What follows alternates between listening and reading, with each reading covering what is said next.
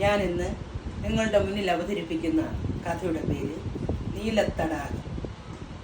100 വർഷങ്ങൾക്ക് മുമ്പ്, അതായത് രാജവാഴ്ചയുടെ കാലം, അയിത്തും അനാചാരവും കൊടികുത്തി മാണിരുന്ന കാലഘട്ടത്തിൽ ദേശിംഗനാട് എന്നറിയപ്പെടുന്ന രാജ്യത്ത് ഈ കഥ നടന്നു.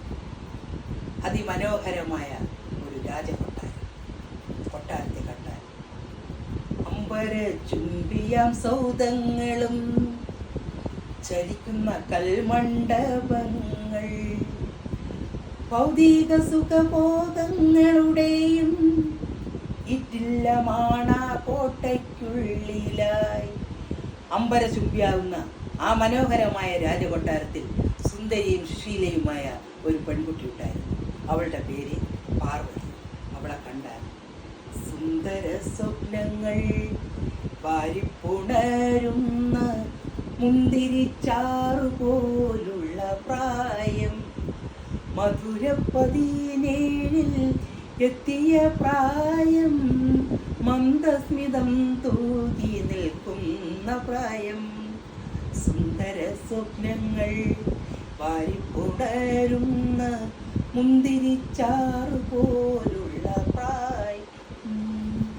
മനോഹരമായ രാജകുമാരിയായി അവൾ ആ കൊട്ടാരത്തിൽ വസിച്ചുകൊണ്ടിരിക്കുകയാണ്. ദിവസങ്ങൾ പലത് കടന്നുപോയി. അന്നത്തെ ഒരു സായം സന്ധ്യ. അതാ ആ കാണുന്ന ക്ഷേത്ര പരിസരം പതിവിലേറെ ശബ്ദമുഖരിതവും വർണ്ണശബളിമയും നിറഞ്ഞു നിൽക്കുന്നു.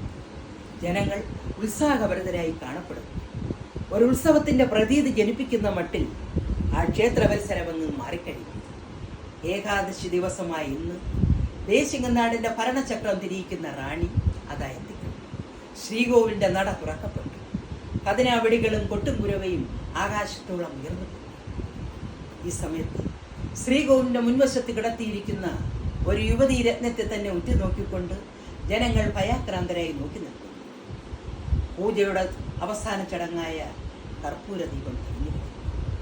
അത്ര അകലെയല്ലാതെ ഇടിനാദം പോലുള്ള ഒരു ശബ്ദം, ഉഗ്രമായ ഒരലർച്ചയോടുകൂടി അതാ ഒരു ഗജവീരൻ ശ്രീകോവിലിനെ ലക്ഷ്യമാക്കി മുന്നോട്ട് ഓടുകയാണ്. ജനങ്ങൾ ഭയാക്രാന്തരായി ക്ഷേത്ര പരിസരത്തു നിന്നും തെറ്റുമറ്റായി ഓടിത്തുടങ്ങി. റാണി വിളിച്ചു, കൊച്ചുവമ്പാ! റാണിയുടെ നേർക്ക് ആ ഗജവീരൻ ഒരു സംഹാര രുദ്രനെ പോലെ പാഞ്ഞെടുത്തു. ജനങ്ങൾ ഭയാക്രാന്തരായി നോക്കി നിൽക്കും.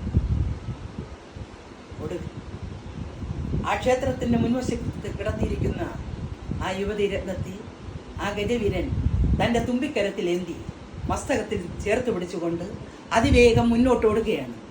കൂടെ പിന്തുടർന്നു പോയ